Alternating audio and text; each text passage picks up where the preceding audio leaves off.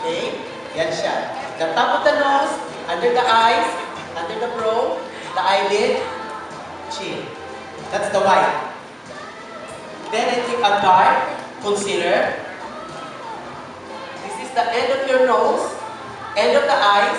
Ito yung sukat ng ano natin, eyebrows. Kapag once na mayroong excess, dapat tinatanggal siya. Okay? The end of the nose, end of the eyes, ito yan siya. Okay? The end of your nose, end of the eyes, dapat tumutok ka sa doon. Okay? So yun ang ating diagram ng pag-aano natin sa mga nose. Okay?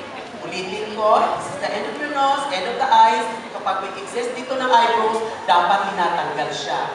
Okay? Dapat ito maging white. Then, the end of your nose, end of the eyes, walang kulang na siya ng eyebrows. Mag-extend kayo. But, kapag once na nasa stage kayo dito, o sumasali kayo ng beauty pageant, or mga fashion shows, some of the style